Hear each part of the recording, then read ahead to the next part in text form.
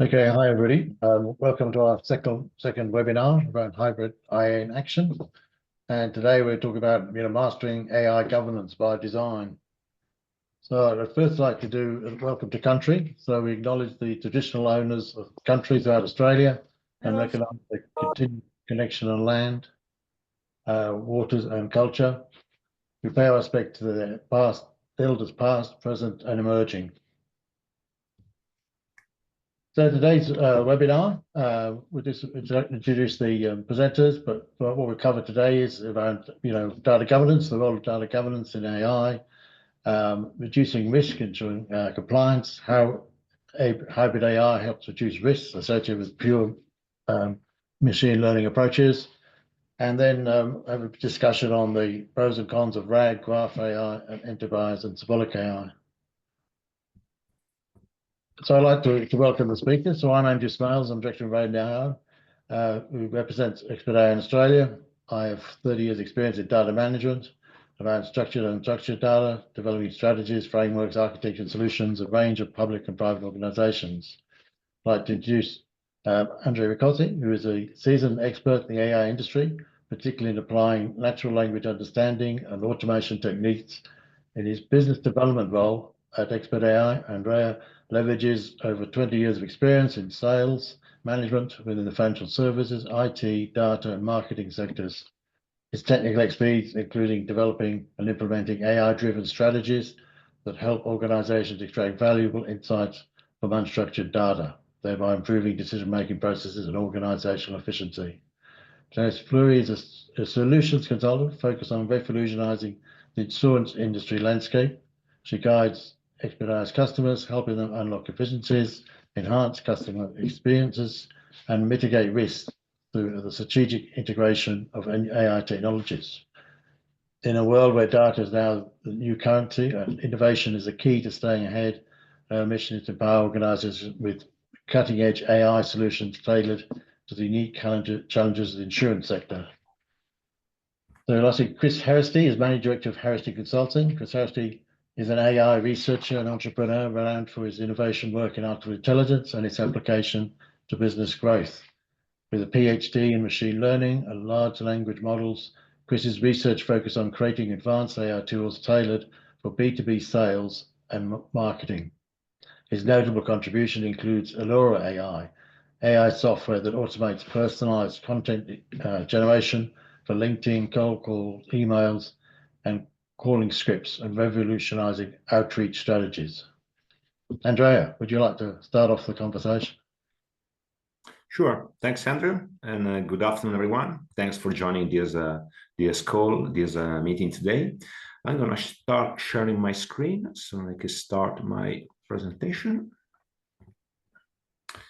Okay, you should see my screen right now. Yep. Good. So the idea of today's webinar was to introduce you what we define the AI control, so how to master the AI governance and compliance, using in particular some techniques that we describe as hybrid AI. So in the next 10 minutes or a bit less, I'm going to introduce you very fast who we are and why we consider hybrid AI today one important piece of the overall AI adoption. In the overall, let's say, scenario, the importance of governance and compliance and why they are so relevant in today's world, the world where we see AI everywhere, where in the last 2 years, everyone has started to get more knowledge to the AI, to the generative AI and large language models. And at the end of the day, how this new technology is impacting enterprises and our businesses. Very quick snapshot of how we are managing this topic in the European Union. So probably you have heard about the AI Act. So we'll just describe a little in brief what is AI Act and how is important in our today's activities. And before closing, I will share the benefits of the AI approaches with relevance again to the today's world and the European Union approach with the AI Act. So who we are? Expert.ai was established in 1989 in Italy. And since that, we have been working in the NLP and NLU, so apply AI to the languages, to the document understanding, and at the end of the day, helping organizations implementing scalable, sustainable, and long-term artificial intelligence solutions. One of the questions you may ask is, oh, wow, it's 1989, so which means that you have worked in the AI before the boom, the hype of generative AI? And the answer is yes. We have been implementing AI projects for many, many years, and you will see in the next slides some snapshots of our most important customers. But at the end of the day, the message is that you can create projects using symbolic AI or other kinds of AI out of generative AI. And we will see in the next slides, and with the help of Denise, why it's important to mix different technologies in order to grant the scalability and the adoption of the AI itself. 260 people between United States and Europe, and thanks to Raden AI, soon probably also in Australia. And we work with larger corporations, governments, and agencies that today represent our, let's say, key customer base. 6 verticals have been a historical part of our strategy, and FSI, healthcare, pharma, info service, and media, and manufacturing and public sector. You see here again some logos of the most interesting customers we work with. And again, all these customers, all the logos you see here are active references, and at the end of the day, real scaled and adopted projects. So we're not speaking of POC experimentation, just let's say first approaches into the AI, but real AI implemented projects. Why these customers chose us? The answer was given by Forrester, one of the most important research company in the world, who described in a recent report our capabilities, something that clearly stand out from the crowd. And the focus is again on the hybrid AI, on this word that Italy is mixing together different techniques, different AI technologies in order to grant the scalability and the adoption of AI. In today's world, as I say, hybrid AI can be seen also as a solution to fix what we define the AI paradox. And we will describe in the next few minutes 3 AI paradoxes: the energy, the ethics, and the technology AI paradoxes. Let's start with the first one, energy. All of us have heard about what is happening right now. I mean, the energy consumption of data centers that provide data, provide models for the generative AI is projected to double in the next years. And according to some recent figures, by 2040, at this rate of increase, all the energy produced in the worldwide will have to be delivered, will have to sustain, let's say, the data centers.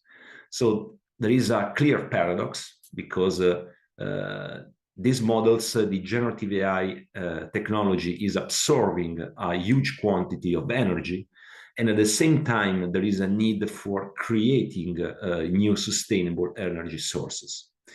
But in the meanwhile, what is happening is that some of the major contribution of this evolution are starting to revamp nuclear energies.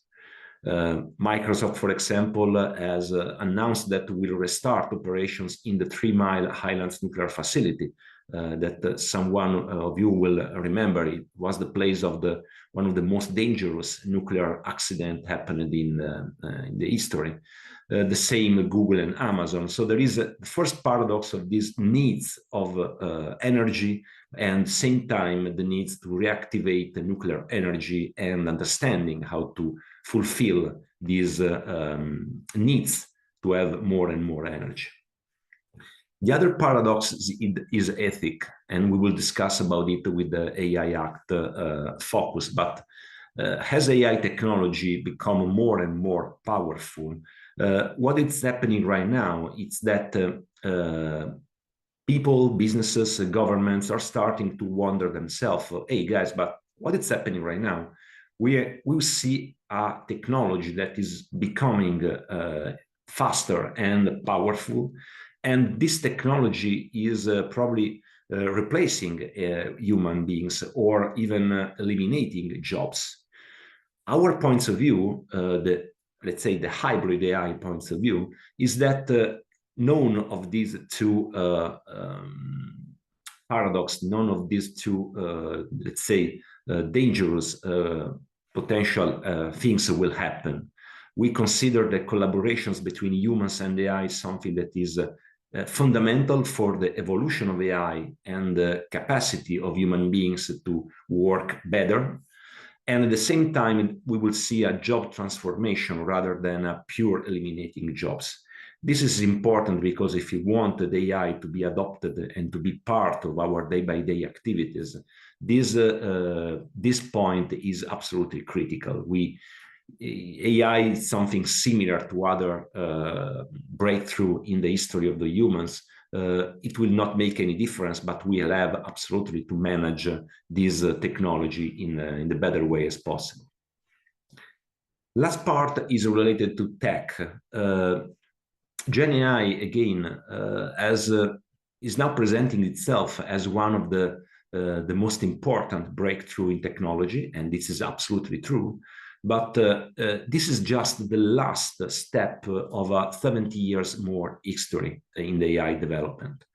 So Gen AI is the natural evolution of machine learning, deep learning, transformers. So we have seen many of those techniques evolving and growing in the history of AI. We've seen also many AI winters, as the research defined the moment where the expectations dropped. So there have been in the past moments where AI didn't succeed in fulfilling expectations. We hope that this will not happen with Gen AI, but here the message is that we don't have to consider Gen AI as the only part, the only solution available for making AI working and working properly. And again, it's the combination of different techniques, as you will see with the needs, that will grant AI adoption and the respect of all the ethics, energy, and tech paradoxes. So coming back for a little to the ethics, the way in which European Union is starting to manage this complex matter is with the AI Act. The AI Act is the first regulation for artificial intelligence in European Union, but probably in the world itself, to ensure that the AI systems are safe, trustworthy, and respecting the fundamental rights of human beings. The key objectives in concrete of this AI Act is classify and manage the potential AI systems depending on the risk to create something that is against the principle of European Union. In particular, what is written in the AI Act is that all the AI systems will be classified according to 4 different levels, from the unacceptable risk to the minimal risk. Unacceptable risk, by the way, will manage all the AI applications that will have a social scoring or a dangerous impact of the day-by-day activities, like bias, like facial recognition. So all things that in this moment are absolutely prohibited, if not for particular homeland security matters. And going down to this, let's say, to this grading, the high risk, which is something that is more related to our activities, we require strict requirements to be implemented. And for example, AI in healthcare is something that will have to be managed carefully in order to grant a robust risk management, the transparencies of the algorithms and the documentation, and at the end of the day, the human oversight, the mechanism and the machines. So coming back to ethics, the AI Act is absolutely granting that AI will not take over human beings' decision and at the end of the day, our jobs. So to close this first part, the organizations to arrive prepared to the AI Act will have to access AI systems, implement the governance structures to ensure the compliance to the AI Act, and develop some AI practices aligned with the EU standards. This will give, again, the opportunity to build AI applications, AI projects, but granting what are the, let's say, the basic frameworks of the European Union's criteria and the respect of human beings, the safety, the granting the respect of our life is some that it's part of the European Union framework, and that again will be impacted by the AI Act.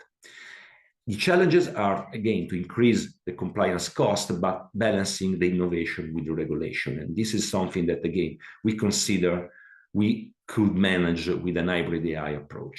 So to conclude this first part and passing it back to Andrew, the current AI environment and paradoxes require companies to address some specific tasks like energy ethics and innovation challenges.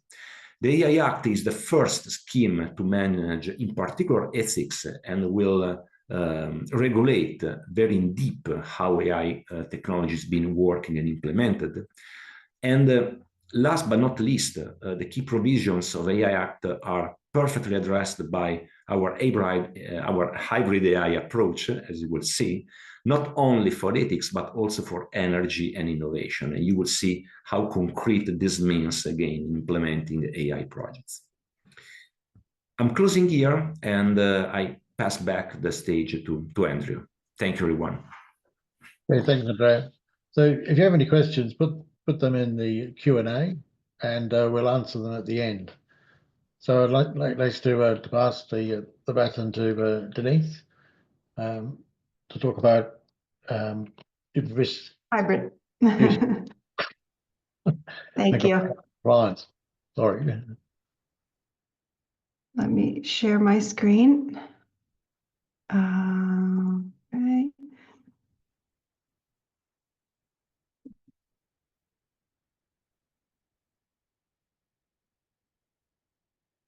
Should be coming up. Yep, it's there. Okay, we see. Thanks. Great, thank you. Okay, so Andrea gave us the introduction to the hybrid approach that we use here in Expert AI. Why do we use it? We have, let's say, when we process data, we have 4 different models that we can use. On the bottom, you can read machine learning, large language models, enterprise language models, and knowledge models. By the knowledge models, what I mean is packages of symbolic, let's say, rules that contain the knowledge of a domain. For example, I work a lot in the assurance sector, as Andrew said in the introduction. We have knowledge models for insurance, but specifically, for example, for claims, or specifically for risk engineering, or what have you. So each of these 4 models has have their points of strength, let's say, which can be found in this hexagon. And many of these are, extremely important for data governance. For example, in the knowledge model, if we look, it's the dark blue. It's obviously contains a lot of human knowledge, as we said, but it's also got a level of explainability to it, where the rules have been hard-coded, and I can go back and see. Sometimes in the user experience itself, I can actually see how the AI system has reasoned. So it's traceable, it's explainable. It's also got a level of truthfulness. And while it's not ready to use, for example, a large language model is ready to use, it's lacking in human knowledge, it's lacking in explainability. And, so what we do in Expert AI is trying to combine the best of all of these worlds, trying to cover as much of the hexagon as possible by combining these four models when appropriate.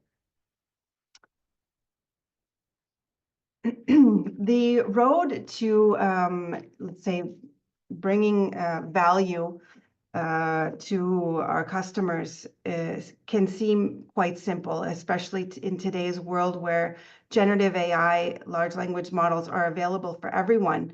It's easy to say, okay, I'm just going to take my data, I'm going to feed it to the large language model, and I'm going to then put that output into my architecture or build an architecture around it. And I'll have a solid solution. Obviously, it doesn't work that way when you, like I mentioned, I work in insurance, where data governance is, a very important topic. We have to, let's say, take other two stops on our AI journey to make sure that the data that we're using is correct and and has a formal correctness. So before we give information to the large language model, one thing that we try to do is to structure that information, inject information from the knowledge models. We use advanced intelligent document processors to structure that data to get more accurate, let's say, to guide the large language model towards a more accurate answer. The data is also cleaned. And we can also use knowledge models to power our prompt engineering. So we are, let's say, providing a structure to the to unstructured information. At that point, we are, more confident in sending the information to the generative AI. Also, because we may have also reduced the scope of what we're sending to the generative AI. For example, I have large documents or large claims packages. I only want to send some medical information. I can, let's say, filter out the rest and send just what is pertinent to the generative AI. At the end, when the generative AI gives me the output, as we know, it may not always be accurate. We cannot explain how it reasoned. So what we do is we put up something called guard railing, and that's nothing else but protection measures to, let's say, protect the system from errors, from bias, from decisions which are based on data which was not reliable. So we have a way to filter this content with symbolic rules. We can keep the human in the loop by having the humans validate the ground truth. And we also have measures for the hallucination control. And we know that generative AI is famous for producing hallucinations as well. So once I've done these extra two steps, let's say, then I have something that's, let's say, safer, more accurate, more truthful, more explainable, and I can send that to and put that in my architecture. One of the approaches that we took to using the hybrid can be demonstrated, let's say, with metrics.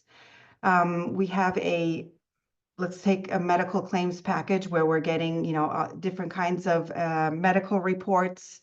And, if it was in workers' comps, we would be getting worker status notes, diagnostic studies. Those are blood tests. Those are MRIs, CAT scans, what have you.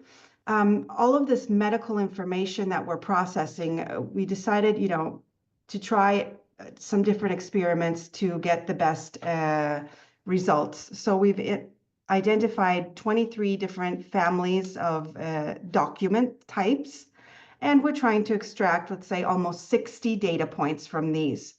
When we did this, our first approach was to use a data processor, as I mentioned before, an IDP.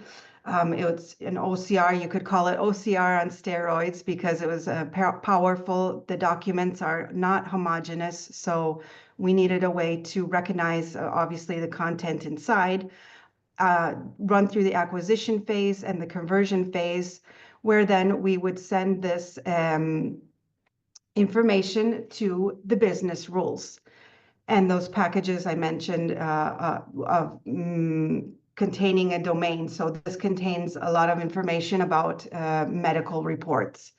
The precision and the recall were quite good. These are the two measures that we use to measure the quality of natural language processing projects.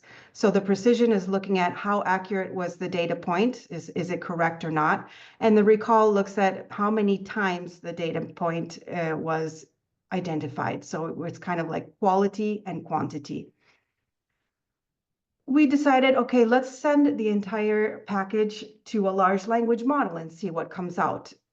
And we got 79% precision, 82% recall, so a little bit better. And at this point, we're sending all of the tokens, okay? And that means that this entire package was sent as it was converted to the large language model. So the tokens are what you pay for a large language model. In this case, I'm sorry, in the second approach, we decided, okay, let's use a custom IDP where we can train, let's say, the IDP to recognize some of these templates, first of all. We can inject the IDP will inject, let's say, into the JSON file information which is structured, so key value pairs regarding medical information.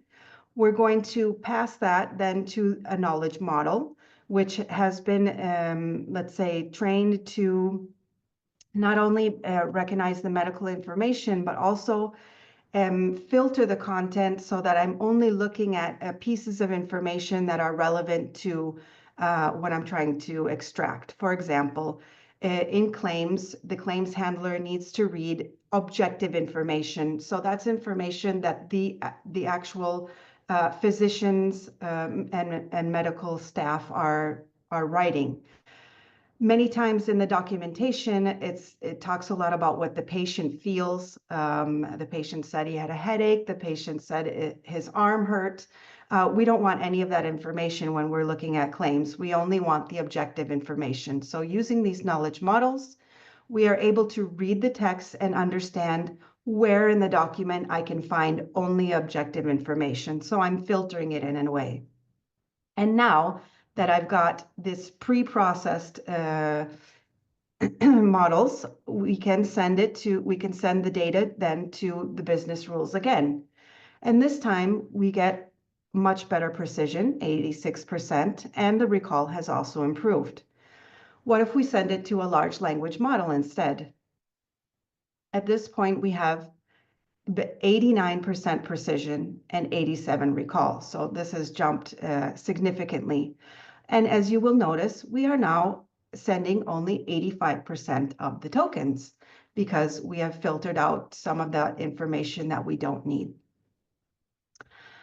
But we talked about a hybrid approach. So if we combine these approaches, we can probably obtain something better. So in our platform, we identified through our experiments which data points were best handled by the business rules, which had the highest precision and the highest recall in the individual data point, and which ones were best handled by the large language model.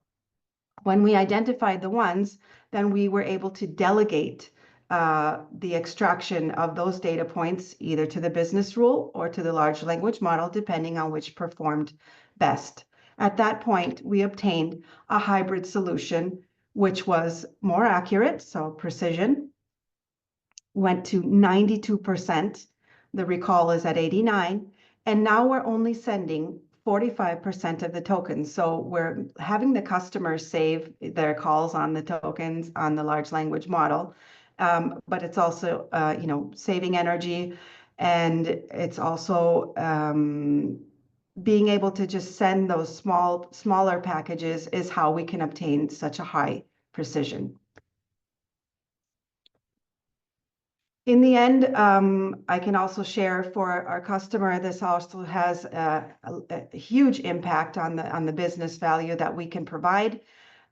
Starting from the lowest level of data metrics, our customer today with this approach can now process 5 million medical reports each year using the 4 types of AI models and now has 100% explainability thanks to the data transparency that Andrea mentioned earlier.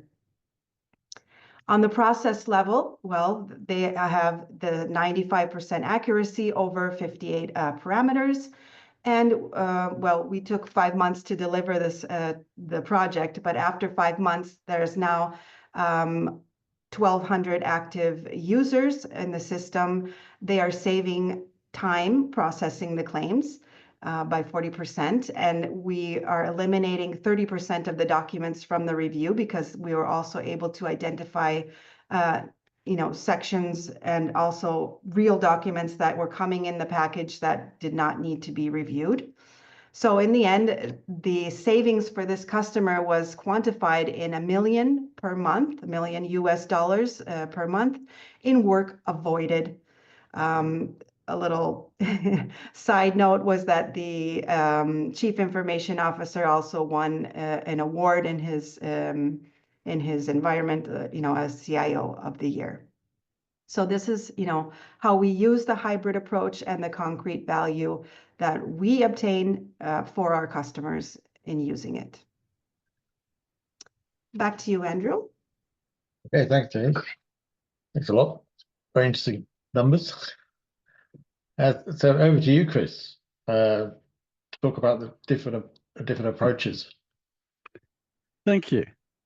Let me see if I can share my screen. Okay.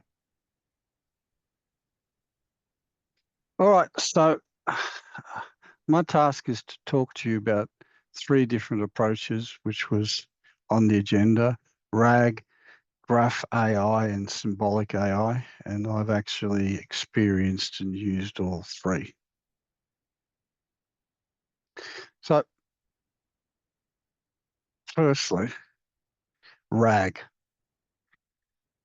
What happens with RAG is actually short for Retrieval Augmented Generation. So what happens there is it combines the strengths of retrieval-based methods and generative methods to produce a better result by adding contextually relevant information to the model. Now, as Denise was mentioning, what happens with traditional machine learning projects is you provide data, you create models, you use existing models, and you go through an experimental process. And what you're looking for is you're looking to build a better precision and better recall. And that whole thing is called a confusion matrix. So the better your precision and recall is, the more accurate your model will be. And that's really the name of the game. That's what you're trying to do. Okay. So this is a typical machine learning function. You've got some input data. It's coming into your large language model, and then you get output. And what that is doing is normally it's doing some form of classification, or it can actually be doing something like extracting data as well. So with these models, sometimes the problem is the output's not accurate enough, okay? So what you want to do is you don't want to throw the model away because the model could be reasonably accurate, but it's not accurate enough for the business use case that you've got. So what RAG basically does is it will retrieve some sort of contextual information and it will feed it in as input. Now, it can feed it in as input just before it goes to the large language model, or you can do more sophisticated things with it. So a real live example of that is our organization has developed a piece of AI, which is commercialization of my PhD. And what it does is personalization of marketing outreach, right? So what we basically have done is built a model, and then it looks at the LinkedIn profile and the website and news and the annual report, and it creates an AI outreach message, which is personalized. Now, without RAG, then the actual model was producing very poor results. For want of a better word, it was rubbish. Once we put the RAG into it, it was producing very strong results. So in many use cases, RAG is a very critical thing to create an accurate model. Next one's Graph AI.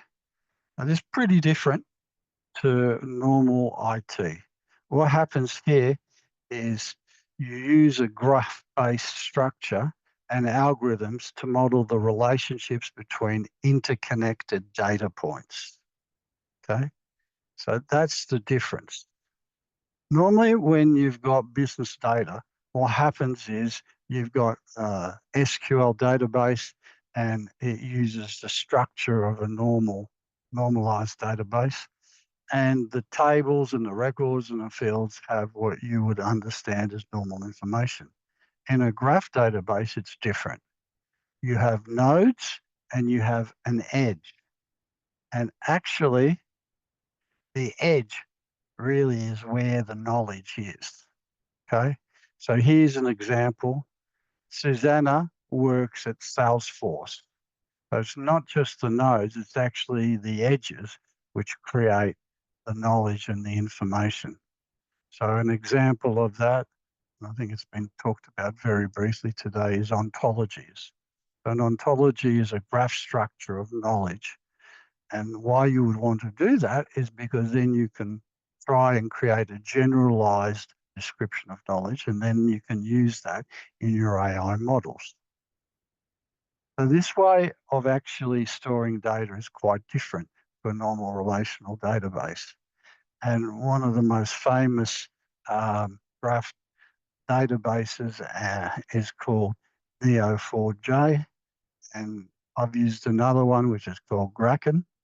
And the projects where you need to use these tend to be quite different to what you would do with normal transaction processing. And at times, it's actually quite difficult to make this work. So when do you require this? Well, you require it when the data and the processing you need to do forms this sort of a relationship. And what happens is in those graph databases, what you're looking at is solving problems which are easily representable by the graph. So for example, finding the center point, or trying to do some clustering, or finding a path. They're the three things which are really easy to do in a graph database. If you try and do other things, it's actually quite difficult in a graph database. All right, symbolic AI. Now, symbolic AI is actually different. So what happens here is you use symbols and rules to represent and manipulate knowledge. An expert AI has very strong symbolic AI. So what they're actually world's best in is they've been able to take natural language processing, and because of their expert knowledge in linguistics, they've been able to create symbolic AI and embed it into the product. And that's why the product is so strong. I can say that because I don't work for expert AI. I'm completely neutral here. But that's the one thing which they do best in the world. Okay. So how would you use this? Well, normal machine learning really works on a statistical basis. A lot of it's got to do with Bayes' law, and a lot of it is working out, if I'm at a certain spot, statistically, what's the best answer to get me to the next step? And that's what large language models basically are. The large language model actually doesn't understand knowledge you're typing in and questions it's asking. All right, so you go into ChatGPT, you type a sentence, you ask it the question. The large language model actually doesn't understand what it's doing. It's basically just going through and using a predictive model based on statistics. And the model itself is a massive model with billions and billions and billions of parameters trained on massive amounts of information. And that's why it's as good as it is. But as good as it is, it still has hallucinations. So that's why what expert AI has with symbolic AI augments that. And there what you've got is you've got the understanding of what the underlying structure and grammar is of words. Okay, so I should have started this by saying in AI, what's easy to do is to do machine learning on numerical data. That's pretty straightforward. We've been able to do that for a long period of time. What's difficult is to do it on natural language. And one of the reasons natural language is difficult is because words are ambiguous. So for example, take the word apple. In one sense, it's a fruit. In another sense, it's a frustrating computer. You can't eat a frustrating computer, but you can eat an apple, which is a fruit. So that's starting to give you the nuances of why natural language processing is complicated. And that's why I started work in the area, because it's actually really interesting. Because it's not just straight numeric data. Numeric data is pretty straightforward. It's basically just straight statistics. Okay? So that's really a quick summary of what those three different approaches are. And I'll hand it back to Andrew, and then perhaps there might be some questions. Chris, yes, if we, any questions, please put them in the Q&A. So Craig had a question about, do you believe we need to create an AI process for every individual organization? Once you've created one for a medical company, you only need to alter but 20% of it for next company. Andrea, would you like to answer that one? Sure, it's a pleasure. So thanks, Craig, for this question. I would say that in implementing projects for the organizations, and in particular for medical and AI and healthcare, I could say that there is a part that we rely on to grant scalability. And for example, this part is the acquisition of medical knowledge. So as Chris said, Apple may have different meanings, and you might have some concepts that when you work with healthcare documents, with life sciences documents, might have specific meanings and specific concepts. And considering that right now the large language model have not been trained for obvious reasons on medical things, medical stuff, I can say that the one important things that we consider and we use in every projects with life science and healthcare is the possibility to rely on ontologies, on dictionaries that are specific for that matter.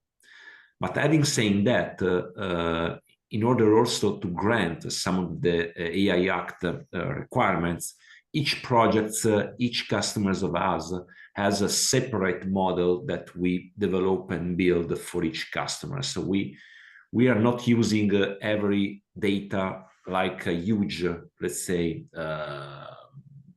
intelligence or brain where we put everything inside, but every project, every customer has his own data, and we segregate every data for the customer. So which means that at the end of the day, there is some part of the overall projects we can leverage for other ones. This is true, but not for what concerns data coming from customers that are part of the project for this customer and not shared with any others. Hey, thanks, Andrea. So there's a question for Bill. Given expert.ai's global presence, what regional differences have you observed in the adoption and regulation of AI? And how does hybrid AI adopt to these variations? Andrea or Denise? Or yes, I'll take this. Maybe then I will ask Denise to complement. But ideally, we have seen hybrid AI to be a robust strategy that can work in the regions, in the different regions and different areas where we work. So hybrid AI has demonstrated solid and robust to comply with different regulations. And I must say that for sure, US is a less regulated world for the moment, while European Union is becoming much more regulated. But at the end of the day, the way in which we manage data, we manage algorithms and models, it's something that for all the regions, for all the projects we have delivered, has shown a robustness and a capacity to adapt to the different regulations and the different environments. Hey, thanks. So I have a sort of a question that, you know, given your experience, I mean, many European organizations have been on this AI journey for a number of years and have, you know, used many use cases. So in both the customer experience, conversation AI, you know, sort of claims processing, risk management, email triage, you know, a number of organizations have it across the board.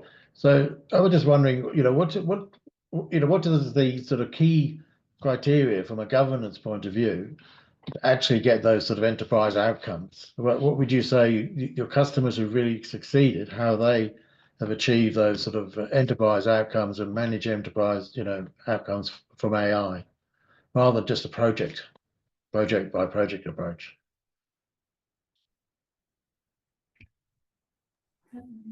That's me again. Yeah, okay. Okay. Chris, you can answer it. Okay, but let me say that for sure each project is different by others. So we try to adapt our experiences and our capacity to be flexibility enough to cope with the requests, the specific customers' requirements. And at the end of the day, the fact to manage all the projects with specific customers' data, not shared, not spread with others, but just again remain segregated in the specific customer's application, is something that is giving us now the opportunity to obtain some very good results and grant the compliance and the regulations of the different projects. I can add something to that. Yep. So where a platform like this and a project like this can be very successful is, number one, where you've got a high volume of transactions to do something with, to process. And number two, where the data is not structured. So you've got unstructured data, which requires reading and understanding, and then you have to do and process something. Because if it's structured data, it's straightforward. We could do that 40 years ago. Right? Not a lot has happened with structured data in the last 40 years. Yes, we've got some machine learning techniques, but they're fundamentally statistical in nature.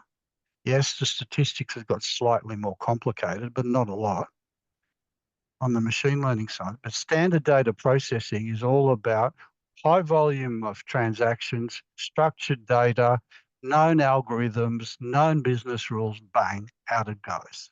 And that's what we've literally been doing for 40 or 50 years. The complexity comes in with high volume, unstructured data, because that's not something software can normally handle. That's really where you can have huge improvement in productivity if you use this sort of technology. Yeah, thanks, Chris. So we've got one more question from Kane about when implementing several models in an organization. Practically, how often does a company set up a bespoke framework harness whereby they can implement RAGs and Symbolic AI easier because they are basically just plugging into a harness they've already set up? Or is it the type of situation not becoming enough of a problem yet?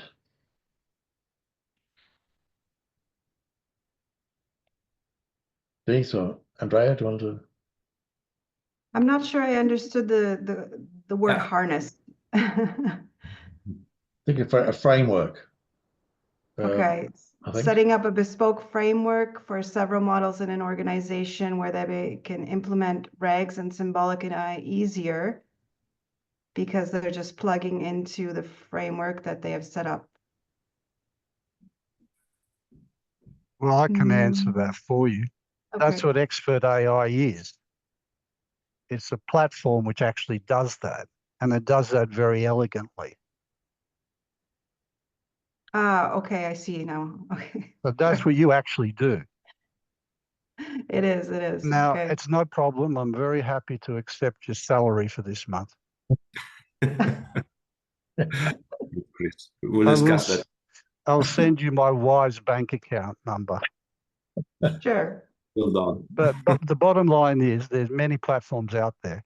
Why I like and use expert.ai is because it's very flexible, robust, it actually functions, but it allows you to combine RAG with graph and with symbolic AI, and their symbolic AI core is strong. That's why it's useful. Okay, thanks, Chris. So I think that's the question. Oh, we got one more coming in. For one more for Bill. How should enterprises prepare for compliance with the EU's AI Act, particularly in terms of robust documentation and transparency for high-risk applications? Okay, I can manage that.